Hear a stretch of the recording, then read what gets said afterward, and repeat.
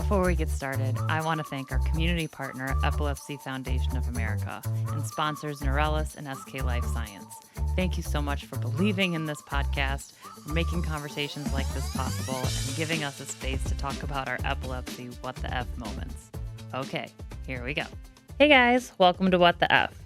So today's episode is a little bit more personal than usual, mainly because the guest is the person who knows me the best. And it's really funny because the podcast has been out now for 2 years, which is amazing. I'm so appreciative to everyone who listens and subscribes and writes in and says how much it means to you. But what's also interesting is that my relationship with this guy is also 2 years old. So it's something I haven't been, I just haven't talked about a lot just because I can be a little bit more private when it comes to my own stuff. But I think about the person that I was when I was dating for years and years and years with epilepsy, and how this is an episode I would really want to hear about what epilepsy looks like in a relationship and even in marriage and the ebb and flow of it. And so the expert we have on that today is my husband, Steve Paluck. Hi, hon. Hi, babe. How you doing? Thanks for being here. Greetings and salutations. Not that you had much of a choice, did you? No. I don't have much choice of anything. When it comes to what the F, it is, you know, we have it runs a lot of our lives sometimes, and it's morning, noon, and night for you because you are at it all the time. You're trying to make this baby grow and be successful because let's talk about our first date right off the bat. You did not tell me you were a podcaster right off the bat. So no, because only 2 episodes had been aired. released. Yeah, that's right. And so I didn't know how this was going to turn out. And so when you like in my dating profile, it was like, I am a journalist. And I'm like, okay, cool. Which was true, is true. I do have some good bylines in NBC and the Independent and Wired. But I know that if I had gone on a first date and the guy had said, oh, I just started a podcast, I probably wouldn't go on a second date. That's fair. So. That's fair. Especially if it was me running the podcast, I'd be like, hey guys. Yeah, I'd be like, pass. Yeah, hard pass. But I did tell you I'd started it, and I think that's actually how the conversation of epilepsy came up. I mean, was 2 years ago, and my memory sucks. But yes, I do remember in the first date, you did talk about your epilepsy. We didn't get really much into the journey of it or anything like that, but it did come out eventually. Yeah. You know, I did have to, we talked for a long time that day. We did. Well, that's because you wanted to buy me a coffee. And you didn't cancel. And I didn't, I almost didn't show up. That's right. Which we actually have, epilepsy to thank for the fact that I did show up, because I was doing a meta increase like the next day. Right. And I was like, okay, my life is going to just be like nothing for the next 4 days after I do this meta increase. So I might as well go on a date before that happens. And people will ask me too. They'll be like, what was it? Or how did you know? And for me, it was like, you were the first date I had been on in a long time where I was not the only person laughing. Because I'll laugh at my jokes. I'll laugh at other people's jokes. I'm always laughing. And usually it's just me laughing alone. And then I remember what you're saying is I'm fucking funny. Let's not get away. So. But yeah, I remember we were both laughing, and I was like, cool, this guy laughs and bought me a coffee. I'm going to marry this dude. Ticks off all the things on my list. So, no, there was definitely chemistry on the first date. There was definitely a indication that this was more than just going to be one date. Like after our first date, I had just known. Mm-hmm. So yeah, it was kind of crazy. The first date. We talked for many hours. We got kicked out of the coffee shop. Yeah, we were there for too long. We got kicked out of the coffee shop, so we went across the street to the grocery store. That had a little cafe. Yeah, very casual people. Yeah. And then we don't normally look this nice. And then you started lying to me. You do you remember? No. You kept up your lie about like. Oh, on a first date. Yes. Yeah. Yeah. Because I was, okay. So in my defense. In your defense. I had dinner plans originally, like after our date. And then those dinner plans got canceled, but I didn't tell you they got canceled because I think it's very smart and very safe to have a back out plan. Yes. The date can end. Yes. And then it's not that I needed to back out. I just that's a long time for a first date, and I was exhausted and a little worried about having a seizure. Like I was like, I need to get some food. It's like, You mean the little snacks we had at the grocery store weren't enough? I don't think we did. I think we just got water. Well. Yeah, I'm very frugal, so. Yes. You were like the cheapest first date. A cup of coffee and a bottle of water. But then I forgot about this. Then you're like, can I give you a ride to dinner? And I was like, no, but you can give me a ride to Walgreens because I have to pick up some prescriptions. And that's where we had our first kiss. Yes. Yeah. And that has become our little date spot. We go to Walgreens, dancing in the aisles, having fun at Walgreens, picking up scripts. It's true. That's our lives. It's a Saturday night for us. Yeah. So I was trying to think about this, like how epilepsy got integrated into our relationship, because I cannot remember the first seizure I had in front of you. I remember that. You do? Yeah. I mean, well, epilepsy, we discussed it, but we never really made it a thing. You were very nervous about the epilepsy and having a seizure in front of me, and you were very hesitant at first about spending too much time, long periods of time, for the first couple days that we were, first couple dates that we went on. But then when you realize, like, I really like being around this guy, and you did have your first seizure, it was just like, okay, so you showed me what to do, and then I kept track of it. And I think we were at your house. It was middle of the day. We were just hanging out. I think it's the first time one of the first times I brought Clark over, my dog, our dog now. Yeah. Brought the little guy over, and George and him, which is her service animal, which I'm sure you guys have all met on the episodes. Yeah. And he's only not here because I have my other service animal with me. I believe I'm called the Butler. It's true. It's in her phone as I call it the Butler. But we'll get to that other side of that. But no, we were hanging out. I think I might have been making some food or something, and you had a seizure. And then you showed me what to do. And then I asked you if you wanted me to hang around, and you're like, no, I'm done for the day. So I went home, back to my place at the time, and you called me later, and we talked for a little bit, and that was it. But, I knew you got all your medication for yourself because you'd been doing that all on your own, and I tried to help, and there was a little pushback of me helping. But then, like, the getting into bed, you were kind of like, oh, this is kind of nice. Yeah, I feel like that's been it was one of the hardest adjustments for me, was to accept your help. Yeah. Especially after a seizure, because I'm illogical to begin with, and then like I can be even more stubborn. I can really dig my heels in, as you know. And also like Wait, stubborn? What?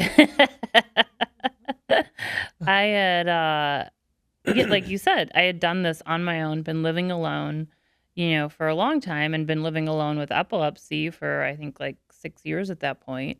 Yeah. And so I had worked so hard to be self-sufficient that like accepting your help at first was really difficult, because it was like it was so foreign. Right. Yeah. Right. I remember, and we had, I think our fourth date was probably really the changer, where you were feeling off and you didn't know why. And you asked me to take you to the urgent care, and you're like, this is a big ask for me to ask for help. And, because I wanted a ride. Yeah, you wanted a ride. I didn't want to take an Uber to because urgent care. you weren't sure if you were about to have a seizure and you didn't know what was going on, you just felt completely off for the whole day. Everything turned out to be fine because you were on that med change and it was just a new feeling for you. But, you know, I remember sitting in the urgent care with you and you're just like, welcome to my life. well, this is what you kind of signed up for. And I was like, yeah. cool. Yeah. All right. Cool. I'll just be here when you get out. We don't have to talk about what you talk about in there, but cool. Do you want food afterwards? And you're like, yeah, I'm going to definitely need to eat. And I was like, okay, great. Yeah. Well, and that's the other thing that you've kind of come in and what made you care eat? Of is, yeah, you make me eat food. Yeah. Real food, not girl dinner. Eat.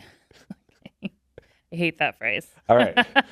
Not nuts and crackers Not and squirrel cheese. food. Yeah. Squirrel food. Yeah. Yeah. Which also caused a problem for my wedding dresses. So a little background about me, I guess, is before. Oh yeah, I forgot to ask. So what do you do? So I'm just so I was classically trained in Oxford as a professional butler, specifically for this marriage. I go back year after year for training. She sends a list over there of what I need to critique my skills on. But no, I went to culinary school out of college. Yeah. And I worked in restaurants for 20 years. I worked at some really great restaurants across the city. Here in Chicago, I worked out on the East Coast for a little bit. And then I got the opportunity to chase my dreams and become a Chicago firefighter, which was awesome. And also showed me that there is so much more about epilepsy that I had no idea with. And then I met you and I was like, yeah, there's even more I have no idea about. So even though I was trained in being a first responder and an EMT and working with paramedics daily at work, I wasn't really in the know of what epilepsy was. What do you mean by that? Like, what specifically do you feel like, just being with someone with epilepsy taught you as a first responder and just as a person? Patience. Ouch. Well, because for your seizures can last between 30 seconds, a minute to 8 minutes, and I can't do anything for you until you've come out of your seizing moment, until you finish your seizure, because I don't know exactly what you need until you kind of tell me what you need. And that was the other thing of listening to the needs of my patient a little bit more instead of like what we've been taught, which is very relevant, but still, the patient who has epilepsy kind of knows what their epilepsy is. And I didn't even know how many different types of epilepsy there was. And then you're taught about the very basics of what adult epilepsy is with tonic-clonic seizures and grand mal seizures and abscons seizures and things like that. But really diving into it, there's just so much more you need to learn about seizures than they have time to teach and get you out on the field. Just like there's so much more you need to learn about cardiac arrests and any other form of disease. And we're not out there in the field to diagnose. We're out there to treat and triage, which was another thing you have to learn with epilepsy is like we're triaging the situation, and every situation we go into, even though we've had this frequent flyer customer of ours many times, this is a different type of seizure. So they're in a different place in their house. They're in a different state of mind. It's a Saturday night instead of a Monday morning, and there's different variables for what caused their seizure. So. Yeah. Well, I'm really happy I made you better at your job. Thank you. Thank you. Remind me to thank you later with chocolates and candies, because it's getting to be that time of the year. Yeah. So it definitely opened my eyes to a lot more. So which was good. But what was, I want to go back to like our initial dating. Like, what were your thoughts about being with someone who has epilepsy initially? Because I think that for me anyway, when I was dating, it was such a weird thing. I didn't know how to go about it. Like I was like, Yeah. do I put it on my dating profile? Do I tell someone right away? Do I, and like all these questions, like there was like this right answer. And unfortunately, I feel like there never was and there isn't. I don't But think there is a right answer when you're in that aspect of dating. I think it's the person who has epilepsy. I think, that's, it took you a long time to come to terms with your epilepsy, is what you've told me, and to I'm still coming to terms with it. acknowledge it and Yeah. acknowledge. And I think the aspect that I've taken that's really helped you and really helped us is that it's part of your life. It's not your life. Granted, the podcast is, but it's a podcast. It's about epilepsy. It isn't, we don't live our life, constantly trying to prevent a seizure. We are aware that you can have a seizure at any time, but we're still out there trying to enjoy our lives. And I think that for me, when we were first starting dating, it was like, okay, well, she's epileptic. A seizure is bound to happen. Mm. The only thing I can do is support her in your time of, your time of need and whatever that looks like.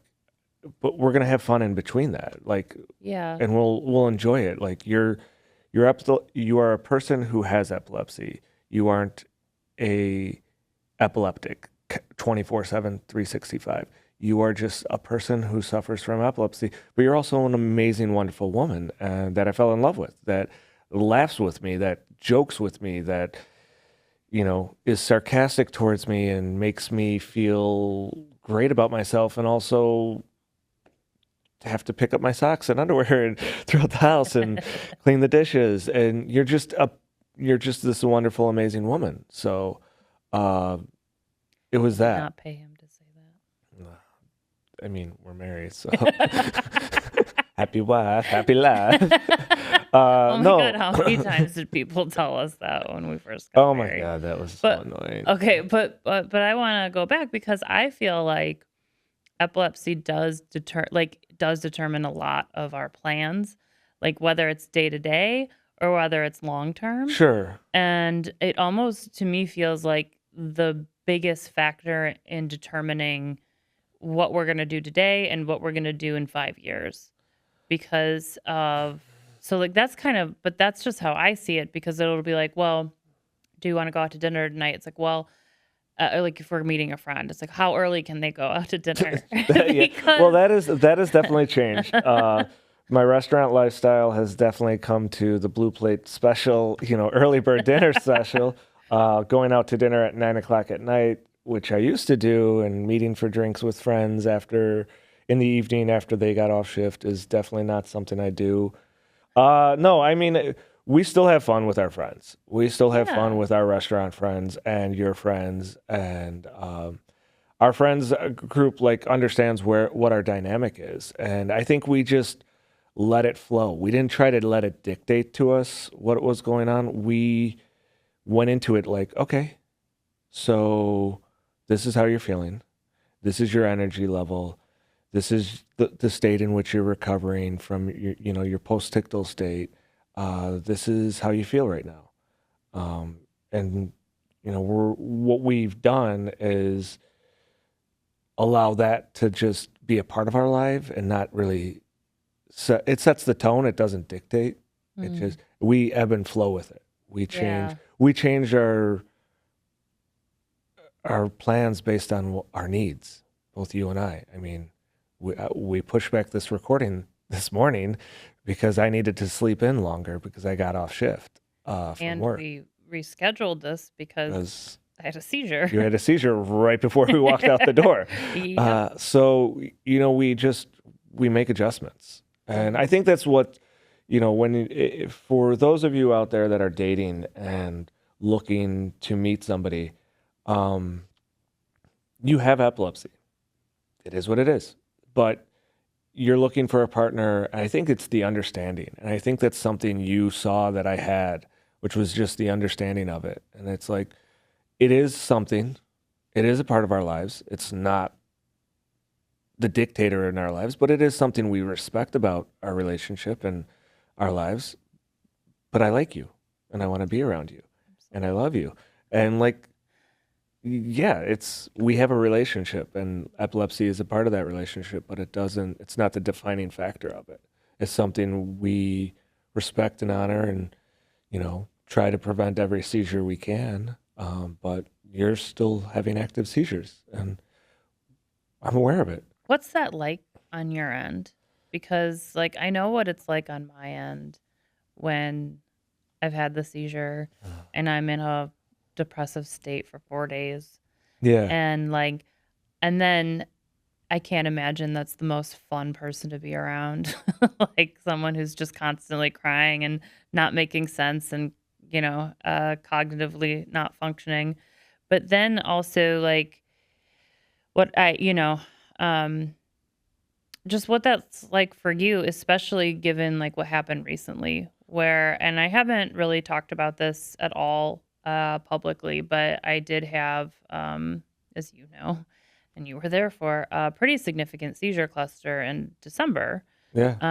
And like, I think of like the day that I seized back to back for over 60 minutes and you were at work, you were at the firehouse. Mm-hmm.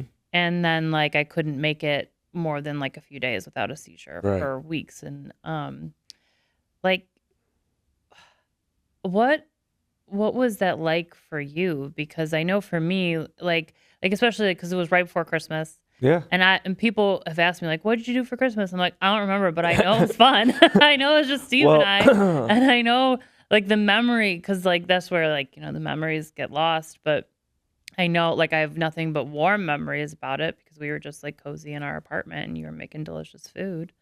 Well, I think that's what we grew together over the last 2 years. I mean, I proposed to you after 7 months of knowing you. We got married. Which I asked you not to do. Right.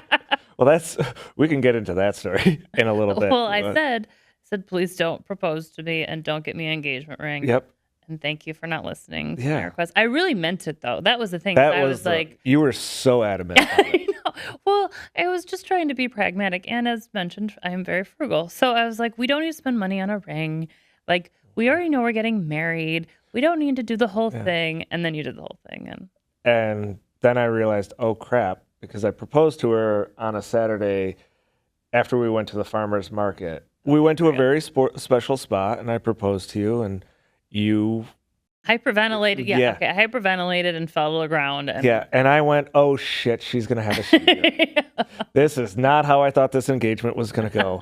Oh crap. Oops. People are staring, not because they're happy for us. They're like, what is going on? She's on the ground. Does she need help? Does she need emergency services? Like, no, I got this, guys. I got this.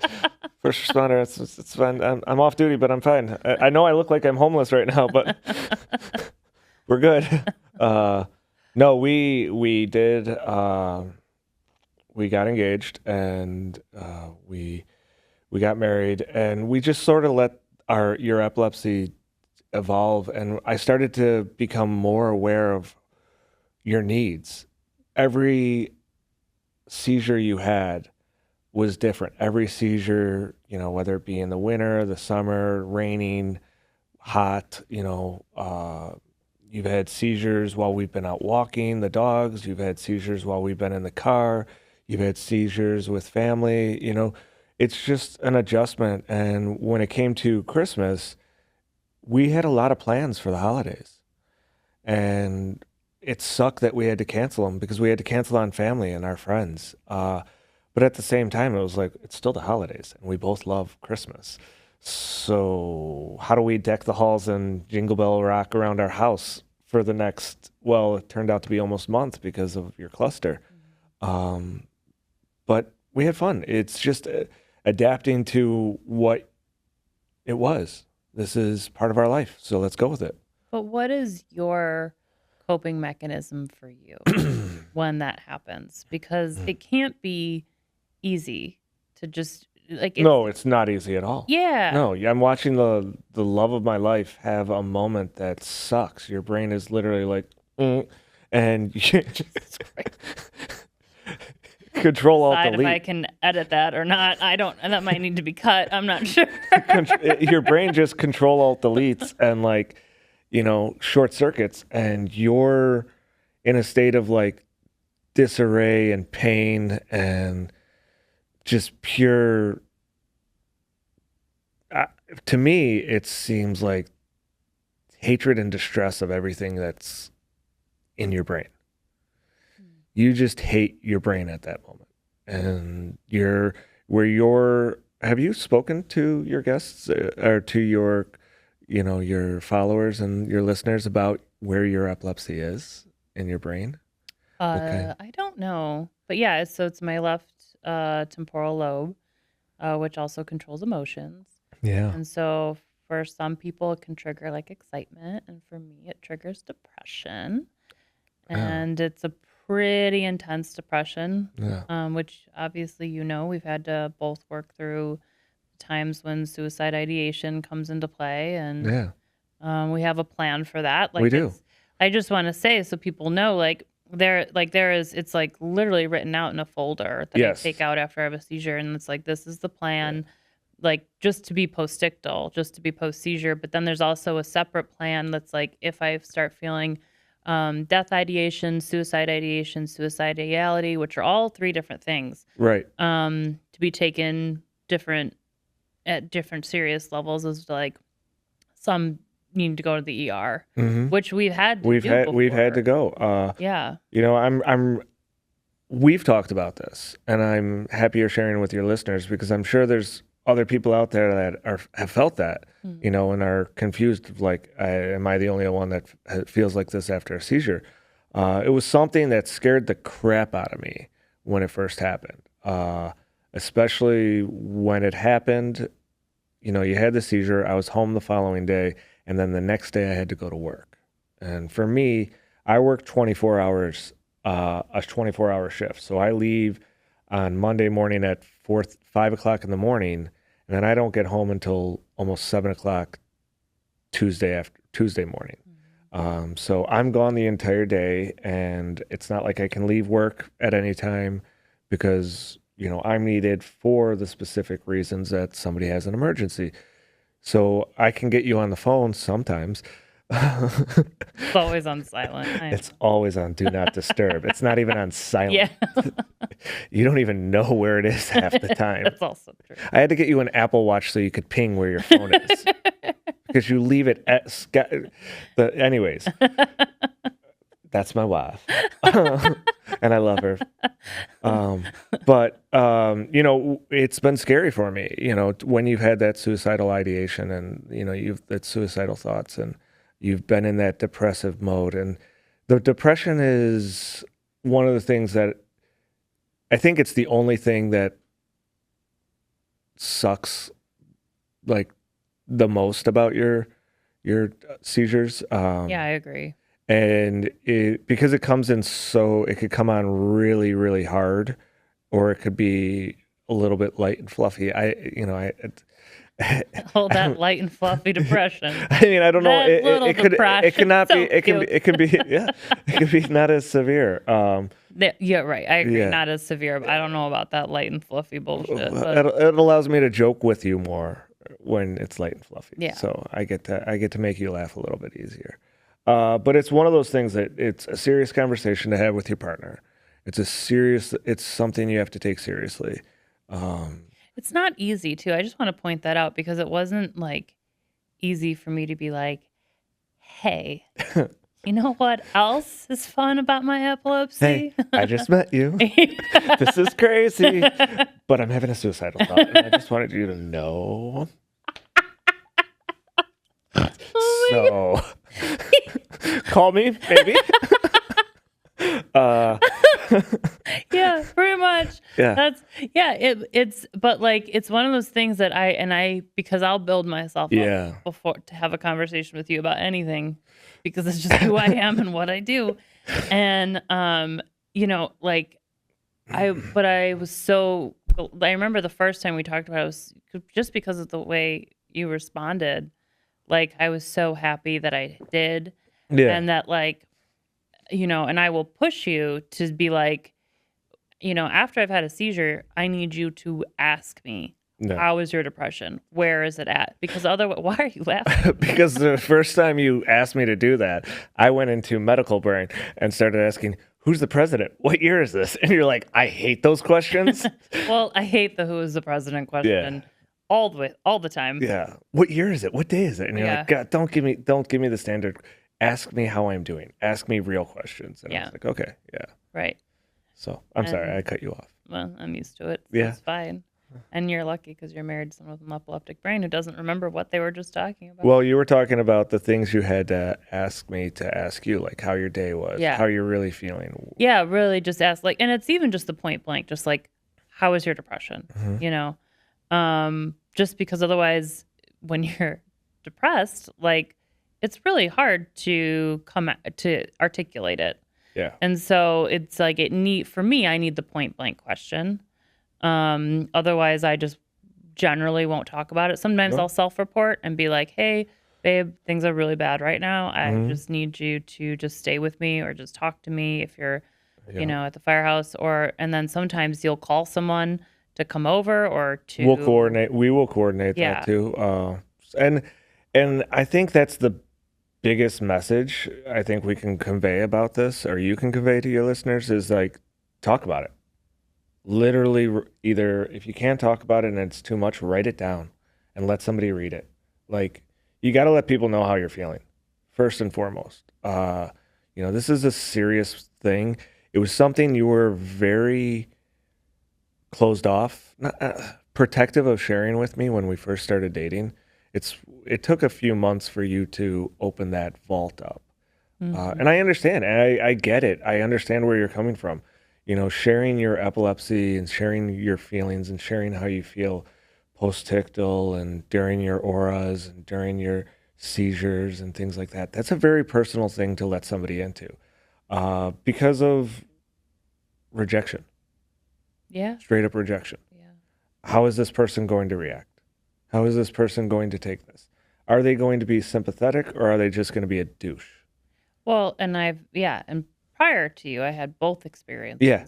And being rejected from my epilepsy happened all the time. And then, so anytime I dated someone who was sort of cool about it, I just thought they were like some sort of saint. Because I was like, oh my God, he actually will go out with me even though I have seizures. And so I went out with some really terrible people that I'm embarrassed about. Well, we all have our embarrassing dating stories. You've heard mine. I've heard yours. Yeah, Yeah, but I think that's also really common is to kind of this dating out of deficit to be like, well, I'm not going to find anyone else who will put up with this. So I'll deal with the other awful red flags, and terrible behavior because they are putting up with my epilepsy. And you are such an amazing woman. It's going to make me cry. Because I love you so much. I just hate the thought of that. I'm not putting up with your epilepsy. I'm not tolerating you because you're an epileptic. I'm not, I just love you. And I think anybody that is out there dating, know your self-worth. First and foremost, you're a great person. You have great personality. You are funny. You're the only one who thinks so. You used to do stand-up. Why do you tell people that? Because they're gonna find. Oh no! They're gonna find it. But every time we go out with anyone, they used to stand up, and I'm like, please stop. This is how I get the attention away from me and back onto you. But no, I mean, don't think that you need to date somebody or be in a relationship with somebody because they tolerate your epilepsy. Be in a relationship because they like you, they love you, they like being around you. Your epilepsy is your epilepsy. It is what it is. It's a part of your life. It's a major part of your life. It is a huge factor in your life. It dictates to a lot of people and to us a lot of what we do, but it doesn't define our lives. We got married last year. We're 2 weeks away from our one year anniversary. And well, technically we got married on the leap day. So we're still 3.5 years, 3 years out on our anniversary. Yeah. But no, it's like you have to be your happiest self. If you're with somebody that makes you feel happy and you have epilepsy and your epilepsy is something that it's a factor in your relationship, but it's not the defining characteristic, because the defining characteristic of our relationship is how much we laugh. I mean, we laugh all the time. And that's just our thing. Yeah. And even when we are arguing with each other, our apologies. No, it's like, I am upset at you. Really? Why? Do tell me this time. Like, what did I do this time? Shall we report? How do we report this? But no, there's defining moments of whether, I think there were a few defining moments of how you knew and I knew that this was going to last, and this was more than what just typical dating. It definitely went beyond epilepsy. Yeah. It wasn't like, oh my gosh, this guy handles my epilepsy so well, that must be it. It was way beyond anything like that. And it's as annoying as it is to say, when you know. And it was. I also think because we were older when we met, like, sure. Not older, but like we had dated a lot and we knew, but like we kind of just knew and we're like fell into it. But that's part of like the process of knowing, is you have to be in relationships or go on those dates that you're like, oh yeah, that doesn't work for me. Yeah, you need to know what you don't want. Well, and you need to know what you want. Right. And if you're struggling to figure out what you want, but you know what you don't want, you're in a good place. Yeah. It's a much better place. Yeah. You're winning. So keep at it. I don't know. We're going to have a little PSA. Yeah. But it was, I mean, you said it yourself. You were on the dating apps for 10 years. Yes. Yeah. How were your 19 days on the dating apps, Steve? Were they tough? They were. It was a little rough. You met 2 women that you wanted to go out with. Like, that's so unfair. It was, but I was also in a very bad relationship for a long time. A relationship that wasn't good for myself and my mental health and things like that. And my friends had told me that. Just like your friends had told you, like, the guys that you were dating. Like, I wouldn't even tell my friends about the guys I was dating because I was so embarrassed. And I was like, they don't need to know. Maybe that's the start. If you're not... Oh, yeah. If you're afraid to tell your friends about, there's something wrong. Yeah. Yeah. But my friends had told me, like, when we started dating, we like her a lot. She's fun. And you were introduced to my friends as my girlfriend and not, this is Landis, she has epilepsy. Go. This was like, it came up and that would be very weird. But yeah, well, not unlike us to do that, just to throw somebody off, like, just to have fun with ourselves. But no, we just dated. We let our lives kind of start to mold into each other, and we really didn't let the rules of dating affect how we wanted to be in a relationship. Well, and that's the thing too, is like, since we've been together, oh gosh, it's like I have been on an epilepsy shit show road. That's an understatement. Yeah, because like when I met you, I was just starting to onboard a new medication. Yes. And which you since deboarded. Yeah, and which departed from. Yeah, I had to depart from because it increased my depression, and that's your cycles of your. Oh, you're right. I was having seizures like every day, and I wasn't telling anyone. Yeah. Because they were just like they were very quick, and so I just wasn't saying anything. I didn't tell you until like much later. I had a feeling that it was going on because you were off, and you're like, finally after about a month and a half, 2 months, you're like, so I just been over here seasoned for the month,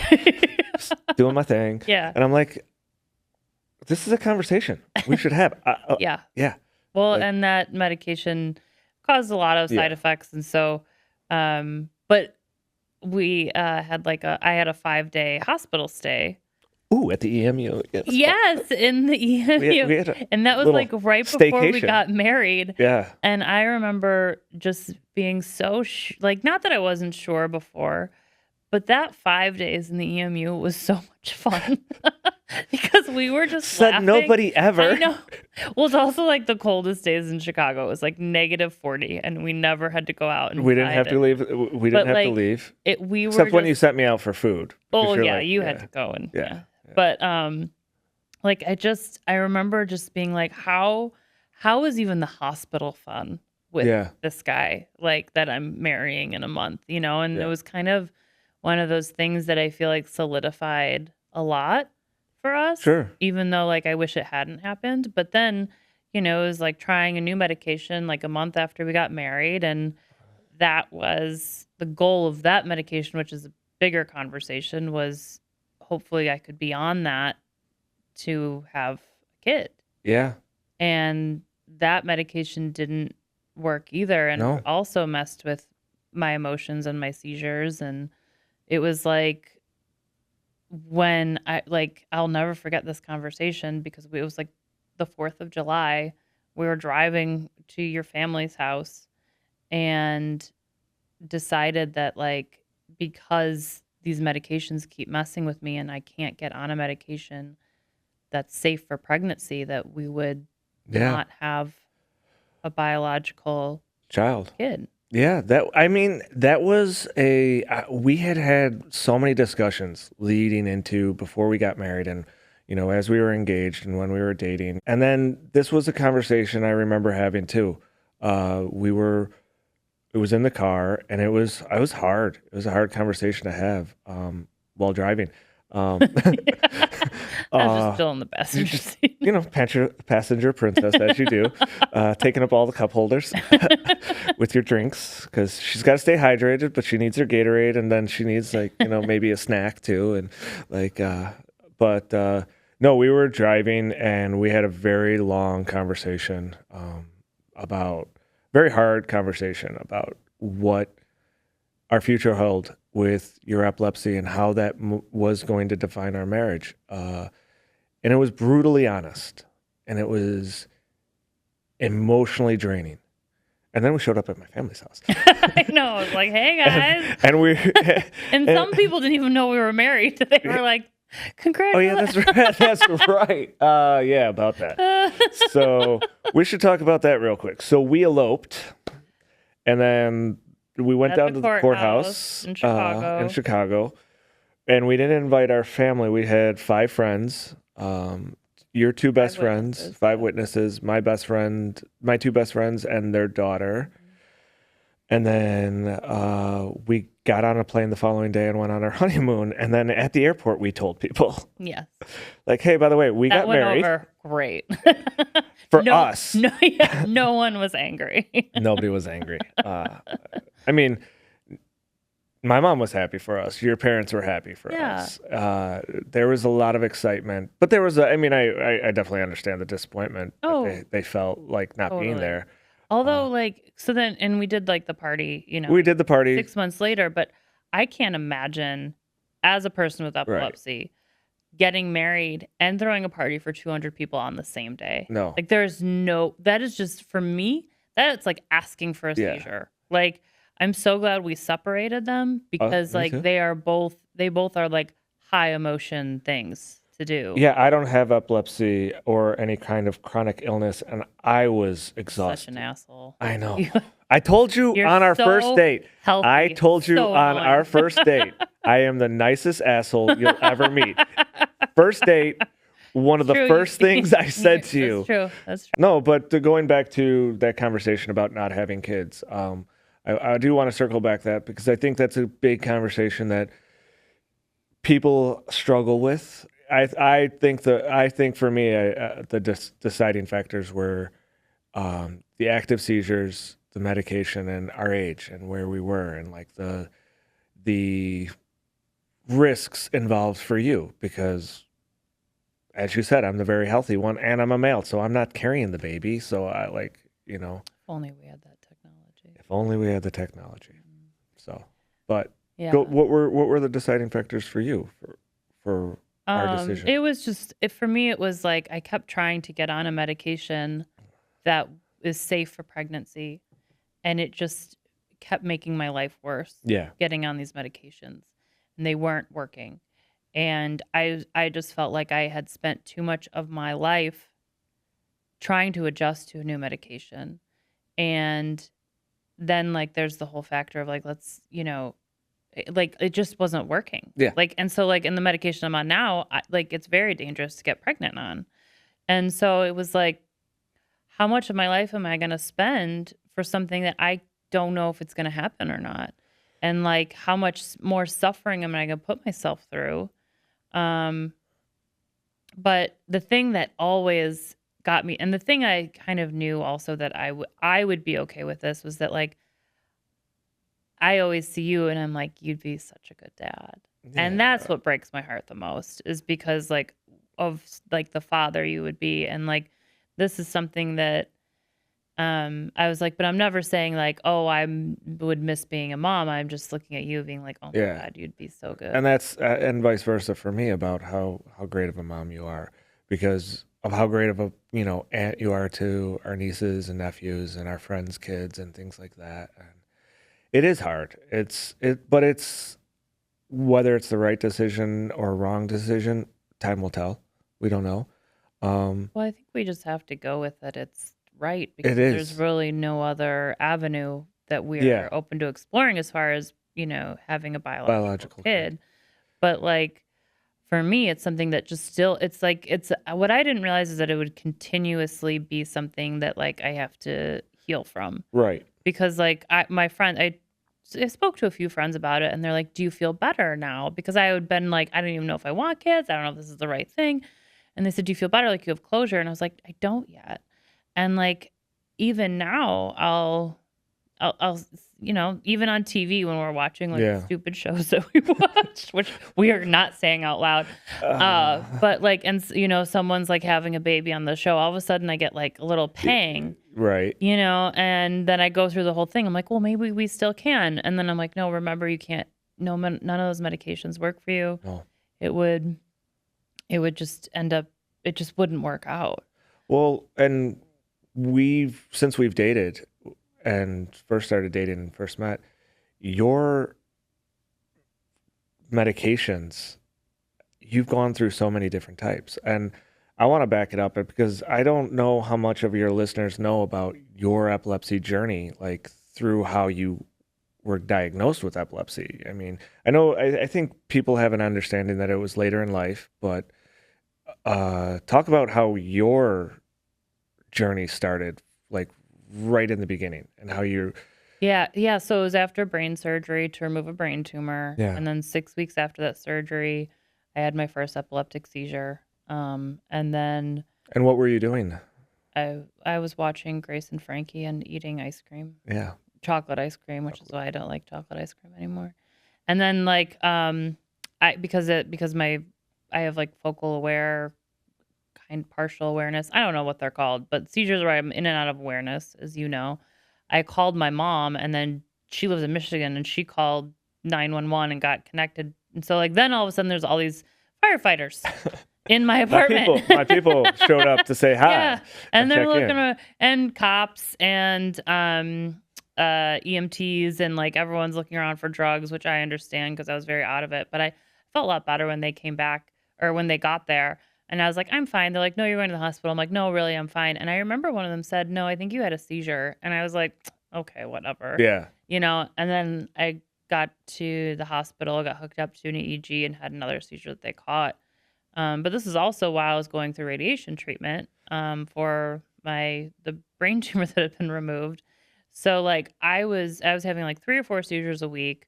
I was going to radiation 5 days a week and trying all these new medications. And so I was just so exhausted. Like I remember I just didn't know how to like even make eggs in the morning because I was just so, like, I can't even explain the kind of fatigue. And I was also living alone. Mm-hmm. And so it was just like, I look back now and I'm like, oh, honey, like you really should have. But I didn't know how to reach out for help. I didn't know how to do that. And, you know, luckily, and sometimes people will be like, well, remember things used to be 3 or 4 seizures a week, and I'm like, right. But like every seizure still sucks, Every seizure, absolutely. It always sucks. We were yeah. so excited. We were so gung ho last week when we were about to come record, and then you had your seizure, and we're like, pivot. You're gonna go lay down, and I'm gonna get a hold of the studio, and we're gonna cancel, and you're gonna have to reschedule, and I'm gonna look online and in the fridge to see what kind of food I'm gonna make you, because when you wake up, you're gonna be starving. Yeah. Which, food is your best friend after a seizure. And besides water. Besides and water. Gatorade. And Gatorade. Yeah. But you went on that seizure. How many seizures were you having when you first, after your radiation and chemo and things like that? Oh, I didn't have chemo. Or after your radiation, after you finished radiation, like a year into your epilepsy journey, how many seizures? You're in? Probably like every other week. Once a week. It was like once a week. Once a week. In. Yeah. So, and your recovery time is like 4 days. Mm-hmm. If not at least 4 days. Yeah, I mean, my recovery time to get back to like a cognitive state is about 4 days. Yeah. But then like I'll be a week out and I'm like, oh my gosh, I'm clicking, I get it, like things are moving faster. And then I get 2 weeks out and I'm like, oh my gosh, I'm even smarter than I was last week. And then I'll get to like, 4 weeks out and I still feel it. And the longest I've ever gone is 4 months. And I remember being in that 4 months, just like firing on all cylinders, feeling like very good. Yeah. Look at me. Yeah. I was like, oh, I remember being like, I might get my driver's license soon. And then it was like, bam, seizure. Okay. I've got plans. Yeah. Yeah. That had to be hard, especially living on your own at that time, and trying to date. Yeah. Yeah. Yeah. Because having seizures on dates was always fun. Oh. Yeah. Yeah. I don't really want to get into all those stories because they're so embarrassing. But like the person I was with was generally embarrassed if it happened in public. Yeah. There was one person I dated who was really, really kind after my seizures, but that was like the only time he was kind. So red flag.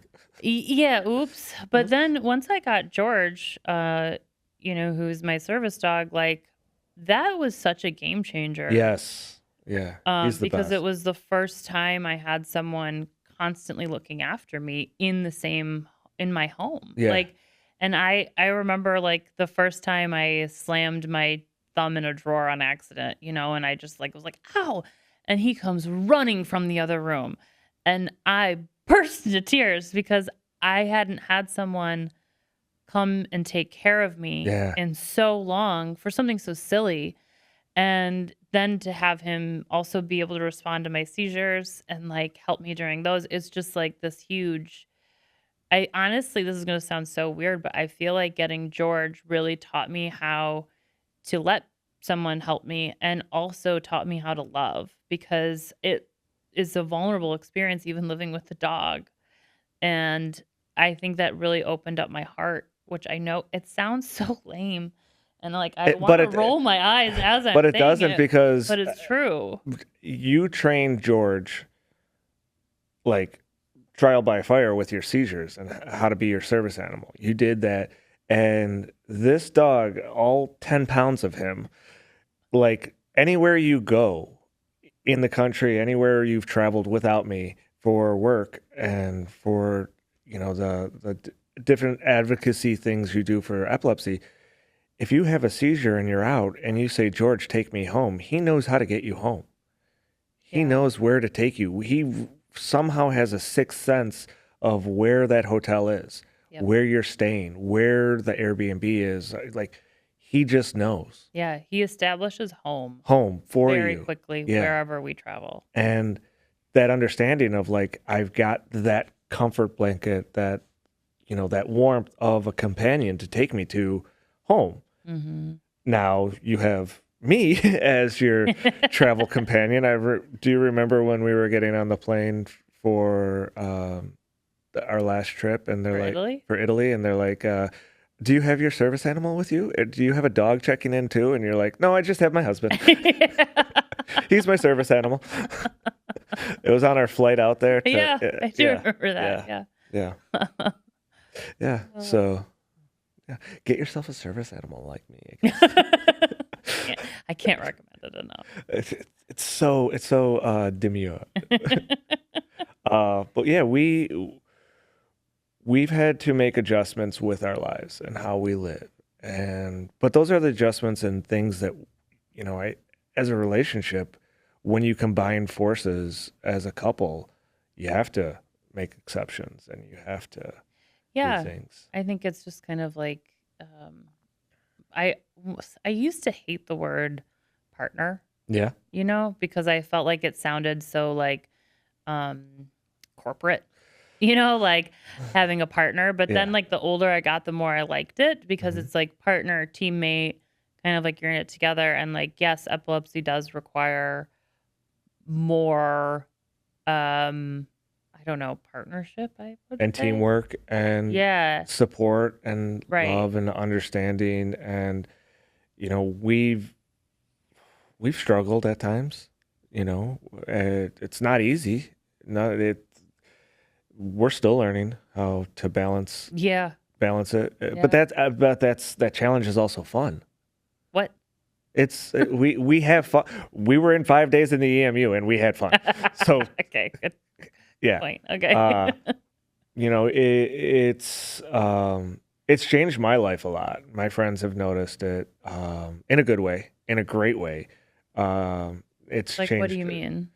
Well, I'm more cognitive when I go out with friends on my own now about, making sure I should be a little bit more prepared for in case something happens. When I'm at work, we check in all the time, and my friends are like, my coworkers, Vinny likes to say, that's a made up name, by the way. It's just a joke we have. But Vinny likes to be like, oh, you're still in the honeymoon phase, huh? And it's like, no, I'm with my best friend. I'm having fun with my best friend. And I'm checking in on her because she's had a seizure, or she's just, she's in a rut, and depression is one of those things. It doesn't mean you have to have a seizure to be in it. I've gone through depressive states on my own while we've been together, and it has nothing to do with epilepsy. It has nothing to do with seizures. But it's a conversation we have, and my friends have like, you're just a little bit more aware of what's going on with life. You're thinking more of Landis and you instead of you and like what you're gonna do as the healthy one who never gets sick. The one instance that I had my hospital stay last year, my friends reached out to you and was like, what the hell is going on with Steve? He never gets sick. Yeah. Why is he hospitalized? Why is he in the hospital? But it was like, we have this partnership of like, you took care of me, I take care of you. And, as the healthy one, it's accepting that help, which is hard. I mean, that was very hard for me. Oh, I remember. Because I don't get sick. And you're someone who is in a constant state of, sickness. So those out there that like are Miss Independent or Mr. Independent, like this one is 99% of the time. Not anymore. No, not anymore. But it was a wall. It was a mountain I had to like traverse to get in there. I had to break that thing down and tunnel through it because it's hard. And it was hard for me to let you like make the appointments for the doctors and take over my schedule and tell me I was off work for a month, and you're like, no, you're going to sit there and do nothing. And if anybody knows me that's watching this podcast, I can't sit still ever. How are you doing right now? Are you okay? You feel like you need to do some jumping jacks? I mean, can we make this like a West Wing episode and do a walk and talk? No, I just think it's when you're so independent and you're so, used to taking care of yourself or not having any issues or not needing anybody around because you've just figured it out on your own, because that's just the resilience you have. You're like, fuck it, I'm going to do it by myself. I've asked for people to help me. I've asked for, friends to pitch in and family, and, they do what they can, but nobody can be around me 24/7. I'm going to fucking do it myself. And it's sometimes, you've said it multiple times, like the idea of having to reach out to somebody after you've had a seizure, even reach out to me when I'm at the firehouse, and let me know, is a struggle. It's hard. It took you a while. I remember the first time you had a seizure while I was at the firehouse. You didn't say, you didn't. It was like later on in the evening that you're like, oh, by the way, I had a seizure. I was like, you should have led with that 5 hours ago when the first time we talked. Yeah, it is. It was hard to open up about, and especially when I get just back to the depressive state. Yeah. It's harder to share. You feel more isolated and insular. It's that independence you have of just doing it yourself. I can do this on my own. I know I can do this on my own. I don't need to ask for help right now because I can do this on my own. Although the one area that I definitely accepted help immediately was in the kitchen. Yeah, well, I am a trained cook, if Yes, you will. you are. I can throw down. Okay, so I'm going to ask you now the 3 questions All that I right. ask every guest Sure. that have nothing to do with what we've been talking about. Surprise, surprise. Okay. No, and I know the answer to some of these questions. Do you know? Well, no, just one. Okay. What's your favorite color? What do you think it is? Oh, shit. It's, Dun, dun, dun. isn't it light blue? No. No, it's orange. It's There you go. It's orange. Okay. It's orange. there you It's go. orange. Okay.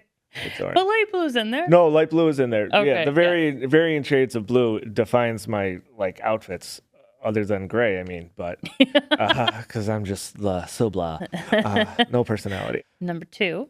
Number 2. I'm very curious about this one. What? If you had more free time, what would you do with it? I feel like this is a trick question. I think the married men that are watching this know. I'd spend it with you, babe. More free time. What would I do? Clean the house. Clean the house. Get to my butler duties. Like something you're passionate about and that you love. Well, besides cooking, I mean, do I have an infinite amount of money to go with this hobby? Oh, why not? Let's do it. Yeah. I think it would be the woodworking. The thing that my buddy and I during the pandemic, which talk about depression. The pandemic for first responders was very hard, but my best friend, one of my dearest friends, is a police officer in the city of Chicago, and we turned to like whittling wood, ultimately handcrafting just things for friends and family and people. I'd love to get back into that to bide my time because it's just so soothing, and my perfection, like my little, like I need to have this right, and as you know, very familiar. Yeah, everything has a place. Everything needs to be in a certain place, and I've gotten very relaxed with it since we've live together. Oh, I know. Letting things can go anywhere. Things I know things can go anywhere now. No, they can't. But yes, I will allow those things to go anywhere, and sometimes I do that. But it just helps with my brain to like do that whittle wood and be creative. That creative side of me. Yeah. Okay. So last question, number 3. What does it mean to you to be a friend? Wow. Want to make me cry. Didn't know the answer to that until I met you. Killed me, false. Got her.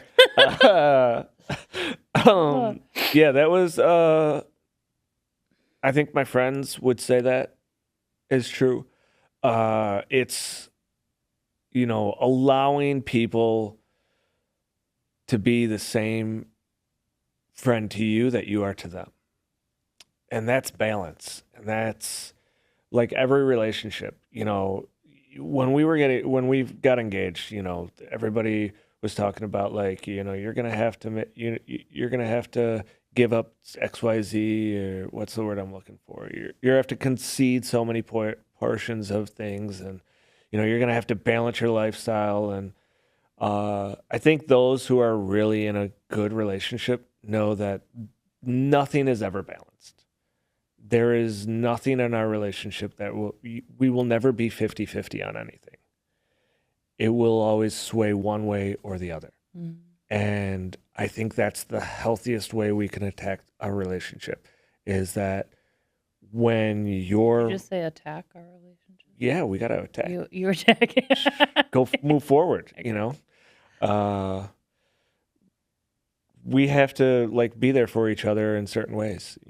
When I come home from work, like I did this morning, and I had a long night and I didn't get much sleep, you protected me, and you're like, I'm going to postpone the interview and we're going to push back an extra hour or two just so you could sleep, or when you're post-tictal, it's like medication, Advil, ice pack, water, Gatorade, darkness, covers, George, Yeah.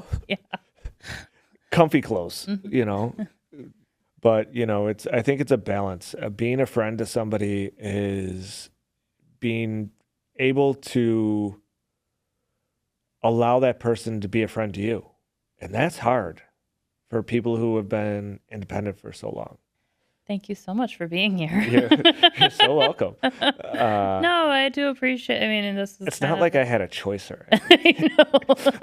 I know. Every time you come here, unless I'm at work, I am your driver. Personal. And this time you get to come in. Yeah, I get to come in. That's a nice space. That's real nice. No, this is. I've got a behind the scenes look at how What the F is created. I'm telling you guys, this woman works so hard to put out some really great content. And I know you guys love it. So thank you for all the support as her partner that's behind the scenes supporting her. But you've grown this podcast from episode 2, when we first started dating, to 7 seasons, 8 episodes a season.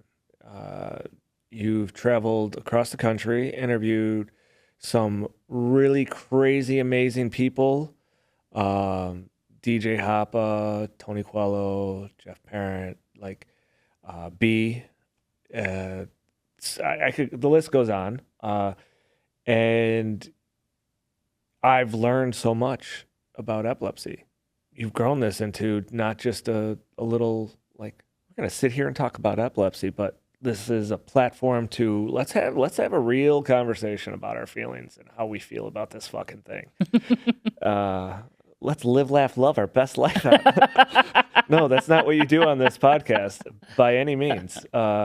You let people talk about this disease, this thing, this lifestyle that you live. You really put a lot of effort into making sure it's so good. And it is. At least. Well, thanks, babe. I'm a fan. Again, I don't know if you I don't think you have a choice. I'm kidding. My best friend who lives in Arizona listens to every episode just because he loves listening to this podcast. Shout out to Dave.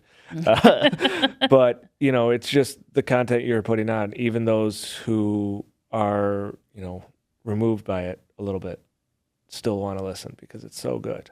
Well, thank you. I'm proud of you. Thanks, babe. I love you. I love you too. See you later.